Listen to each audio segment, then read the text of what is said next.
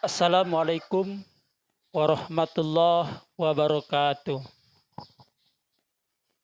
Alhamdulillahillazi adada khalqihi wa ridha nafsihi wa zinata arsihi wa midada kalimatih. Asyhadu an la ilaha illallah wa asyhadu anna Muhammadan abduhu wa rasuluhu. Allahumma salli ala sayyidina wa maulana Muhammadin wa ala alihi wa ashabihi ajma'in, amma ba'd. Hadirin kaum muslimin rahimakumullah. Saat ini kita berada di bulan-bulan atau di hari-hari di mana hari-hari tersebut adalah hari-hari yang sangat dicintai oleh Allah Subhanahu wa taala dibanding dengan hari-hari yang lain. Di antara puncak daripada aktivitas ibadah di bulan ini atau di antara 10 hari di bulan Dzulhijjah ini adalah menyembelih atau mengucurkan darah, dalam istilah fikih adalah berkorban. Rasulullah Shallallahu Alaihi Wasallam bersabda, Bismillahirrahmanirrahim. An Abi Hurairah radhiyallahu anhu qala, qala Rasulullah Shallallahu Alaihi Wasallam, man kana lahu sa'atun wa lam yudhi fala yaqrabanna musallana. Rawahu Ahmad dan Ibnu Majah wa sahhahul Hakim, yaitu disahihkan oleh Hakim. Yang kurang lebih artinya begini. Dari Abi Hurairah radhiyallahu anhu berkata, Rasulullah bersabda, barang siapa yang diberi atau memiliki kelapangan dan kesempatan untuk berkorban lalu dia tidak melaksanakannya, maka janganlah sekali-kali mendekati tempat sholat kami, kata Rasulullah Sallallahu Alaihi Wasallam. Hadirin kaum muslimin rahimakumullah. Hadis ini menyindir bagi kita semua. Seakan-akan beliau menganggap umat muslim itu sebagian besar mampu dan punya kesempatan serta diberi kelapangan untuk melaksanakan ibadah kurban, merupakan ibadah sosial yang disyariatkan sejak Nabi Ibrahim alaihi salam. Barang siapa yang diberi kesempatan, diberi kelonggaran dan kemampuan untuk berkorban, kita ambil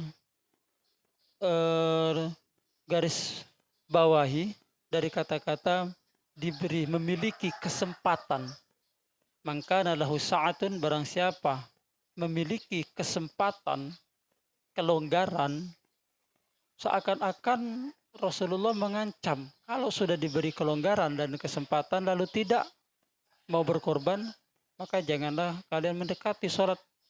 Seakan-akan Rasulullah menganggap kita ini mampu, dan memang kita mampu dan kita diberi kesempatan serta diberi kelonggaran untuk berkorban. Terkadang kita tidak sadar. Maka pada judul ini saya mengupas salah satu kelonggaran yang Allah berikan kepada kita namun kita tidak sadar adalah bagi hadirin kaum muslimin yang kesehariannya diberi kesempatan dan diberikan rezeki lapang untuk berkorban, yaitu berupa rokok. Coba kita bayangkan jika bapak-bapak merokok.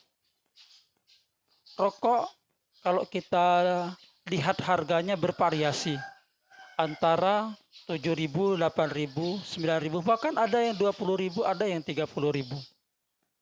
Andai kata perokok itu merokok setiap hari dengan harga yang paling murah, kita anggap 7.000. 7.000 dia belikan rokok untuk merokok. Kemudian rokok ini merupakan kebutuhan, bukanlah kebutuhan yang mendesak dan bukan juga merupakan kebutuhan yang harus, kebutuhan primer. Kalau tidak merokok maka mati, tidak. Tapi dia merupakan kebutuhan yang nomor sekian dari kebutuhan yang sebenarnya. Dan berkorban itu merupakan kebutuhan bagi kita, jasmani kita, untuk mendekatkan diri kepada Allah Subhanahu wa taala.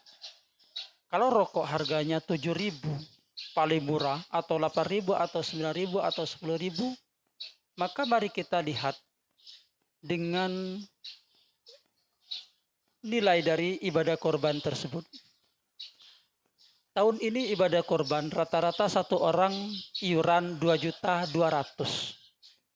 Kalau dibagi 360 hari, maka setiap hari kita menabung untuk berkorban itu 6.100 rupiah atau ibaratnya 6.200. Artinya bagi Anda yang perokok, yang menghabiskan rokok yang satu harinya satu bungkus 8.000, 9.000, artinya Anda sudah diberikan kemampuan sebenarnya untuk berkorban, tapi tidak Anda sisihkan untuk ibadah korban tersebut. Apalagi Anda yang punya dana menghabiskan rokok setiap hari 15.000, itu lebih dari mampu untuk berkorban. Karena Allah Subhanahu wa Ta'ala sudah memberikan Anda kemampuan untuk berkorban pada hakikatnya. Nah, sementara rokok itu kebutuhan untuk jasmani. Kebutuhan jasmani kita mampu dan kita prioritaskan. Sementara berkorban itu adalah kebutuhan rohani yang harus menghadap Allah Subhanahu wa Ta'ala nanti ketika dipanggil oleh Allah Subhanahu wa Ta'ala. Sementara kita tidak perhatikan dan tidak kita prioritaskan untuk menafkahi atau memberikan konsumsi kepada rohani kita berupa ibadah kurban. Karena yang kembali kepada Allah Subhanahu wa Ta'ala itu adalah roh kita, bukan jasmani kita. Jasmani kita hancur di dalam tanah dan ruh kita akan kembali. Lalu Allah berikan kelonggaran.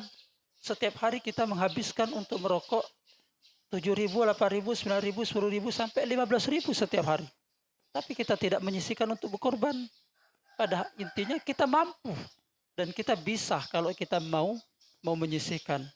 Maka bagi Anda yang perokok, pikirkan Anda bisa untuk memberikan jasmani Anda sebesar sekian ribu, sementara Anda juga harus berpikir realistis.